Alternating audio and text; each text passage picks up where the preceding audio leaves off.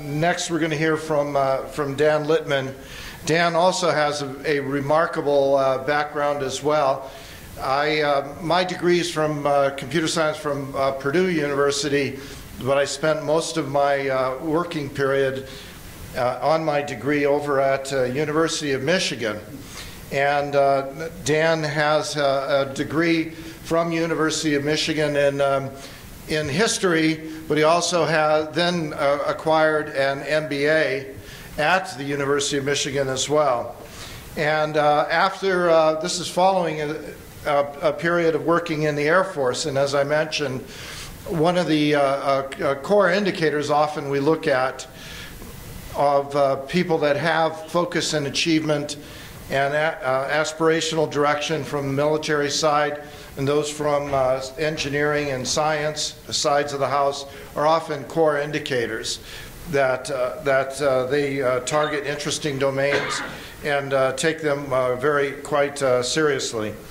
And so Dan has been with Deloitte for 14 years and has an extensive background looking at the communications industry and consulting in this space, both on the user side as well in helping companies understand their new product design activities and leveraging mobile infrastructures as well. So help me welcome Dan Littmann. Good evening.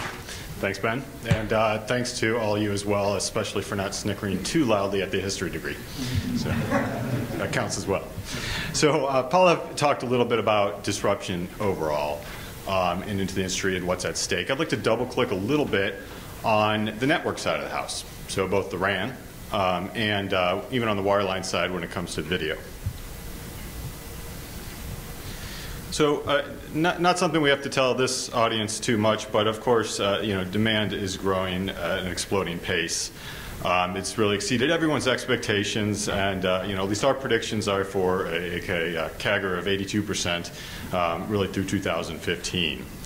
If you look at what's driving this, it's basically devices and users and the applications.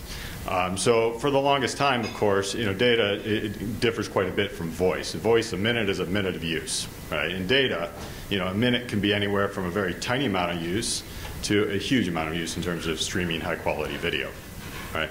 So that's one big difference in how data impacts overall the telecom, the carriers. The other, of course, is just the pace that it's growing and the dispersion that you see of usage across the network. So, think back to the voice of, nights and weekends and all of that. You can't really shape traffic that way in data. It looks different in different pockets of the network, across different geographies. It's much more unpredictable, and it's very hard to shape that and control the capacity. All that points to, an instability that others can take advantage of. Of course, when you look at what's driving the explosion of data, video is really the primary driver. It's over 50% of the data that's out there, and it's really two primary applications that are over 50% of the video that's out there, and it's Netflix and YouTube. And if it weren't those two, it would be someone else, and it'll just be video over and over again.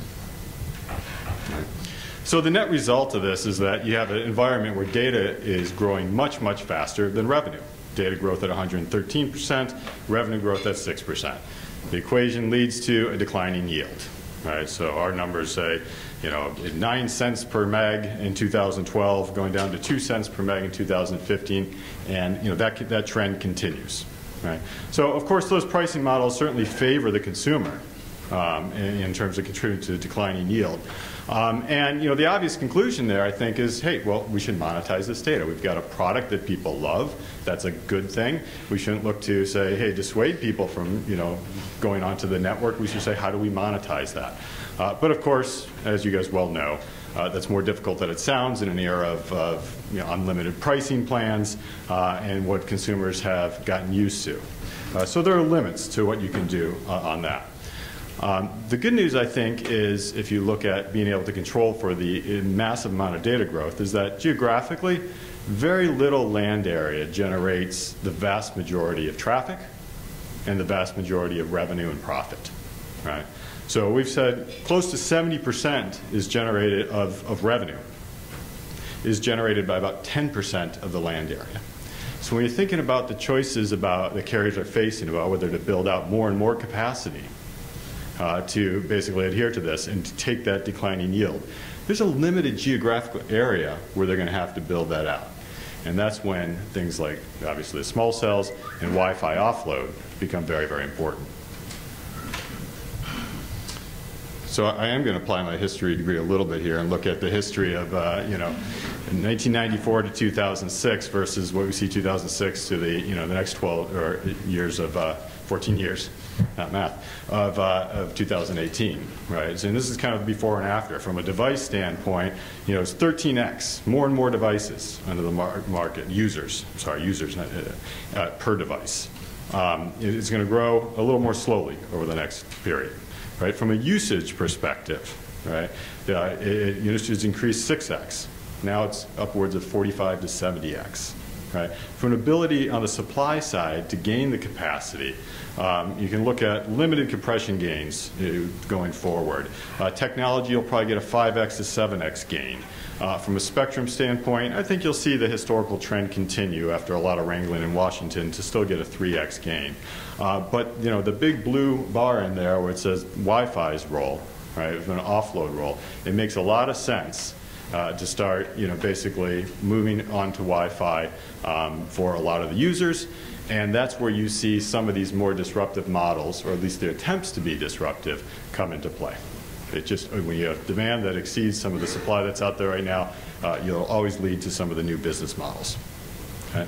And some of these established players and some of the newer players are indeed trying that. But I'll go over to exactly what Pallav said as well, is that there's a control mechanism here as to whether the incumbents will let this happen. And it really is up to them to a certain extent. Will they build out capacity and provide the, and their own offload capacity and all alternative small cells to basically leverage the control of the device and keep them on the network and being able to monetize them that way, think of traffic as a good thing? Or will they basically say, hey, we want to be able to limit the capital investment, maximize on some of the cash flow, and allow some of these other models to come into play?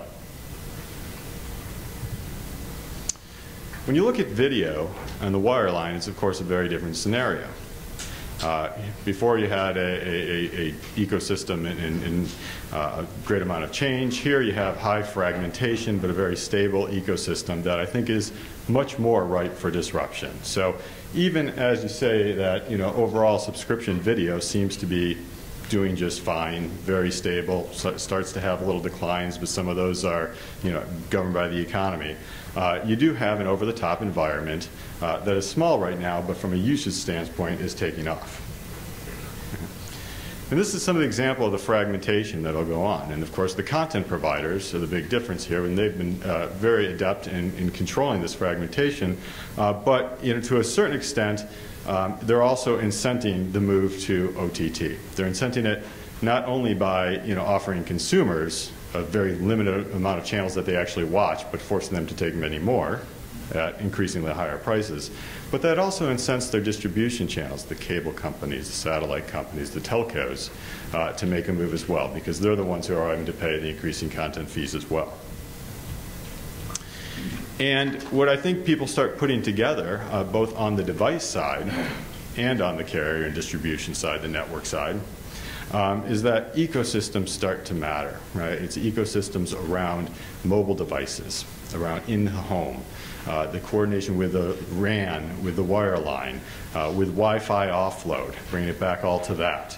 And you see kind of here, the real successful companies have more and more devices that are in the home. So these are just number of devices in each household, and there's many, many households that now have 4, 5, more than that, of Apple or Samsung devices. And I think that leads, this is a bit of a version of something Pallav showed as well, that leads to say that these ecosystem players right, on the device side especially, have actually captured a majority of the growth over the past 5 years. So even if you look at the carrier revenues over the past 5 years and the amazing growth they've seen, a lot of that money is filtered through to the device manufacturers, to the Apples and Samsungs of the world, through both subsidy models and just outright purchases. So at that point, I'll turn it back over to Ben.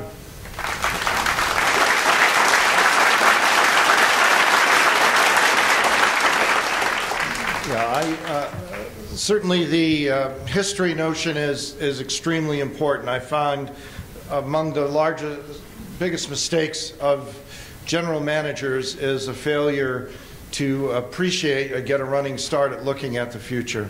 And that discipline and that you learned in your history is very important to looking at effective running starts at predicting trends and our future environments and looking at displacements and disruptions. And clearly, Dan mentioned and we want to keep looking forward at issues like OTT and disruptive nature and also the apportionment of allocation of interest in those looking forward to leveraging OTT and those that have fought it for so long that have to embrace it at some point in their future moving forward. So let's keep that in mind, those figures as well. And also looking at the density and nexus of devices in proximity areas like the household, or what I call captive area networks, looking at your car, looking in an elevator, looking in a store, that the marriage of the ideas of the proliferation of sensors change the dynamics of usage patterns and open up new commerce initiatives, especially where authentication and attestation come about, new commerce is possible. And so we don't want to look at these just from the operating infrastructure standpoint, but from what they make possible in our lives and in commerce going forward. We're going to hear next from Peter Jarich.